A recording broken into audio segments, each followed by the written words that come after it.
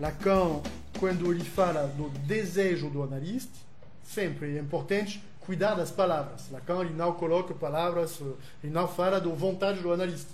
Ele não fala do querer do analista, do prazer do analista. Ele fala do gozo do analista. A gente vai falar disso. Desejo do analista.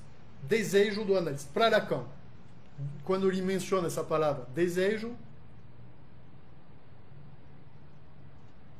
é uma referência com quê? Uma referência com Spinoza. Spinoza. Como se diz em português? Spinoza, é simples assim. Só para ver se todo mundo está acordado. Bom. Então, Spinoza, ele trabalha muito sobre... ele dedica ao trabalho dele sobre a questão do desejo, na verdade, Spinoza. Bom. E Lacan vai ler, vai se nutrir de Spinoza. Ele não vai citar muitas vezes Spinoza, mas toda a teorização do desejo para Lacan tem a ver com Spinoza. É simples assim. Bom. Então, o que Spinoza fala? Spinoza fala que o desejo não é a vontade. O desejo é a essência. Gasolina. Essência no sentido da gasolina, que vai levar, que vai movimentar, que vai permitir o movimento do ser. Mas essência no sentido básico. Essência do ser é um pleonasmo, na verdade, porque essência significa isso, o ser.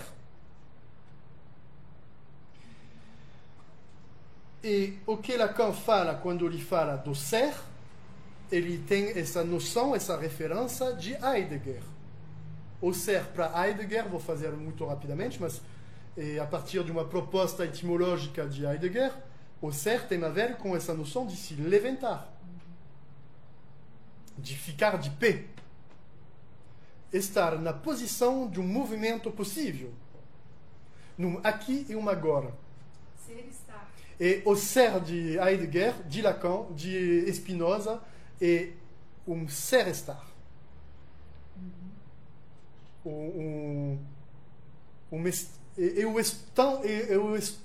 Eu estou ser. Bom, então, desejo igual essência, essência igual ser, ser igual se levantar, ficar de pé, num aqui e um agora. Outro ponto fundamental é a etimologia de desejo. Lacan, quando você não consegue entender uma coisa de Lacan, para mim isso é quase sempre, você vai na etimologia, você não vai necessariamente entender melhor, mas você vai entender porque você não consegue entender. Provavelmente já isso é um passo fantástico. Não é? Bom, então, vocês sabem disso, a etimologia de desejo. Desejo é uma pequena palavra minúscula assim, em francês, désir. O tempo de um desejo. Mas significa uma frase assim. A estrela,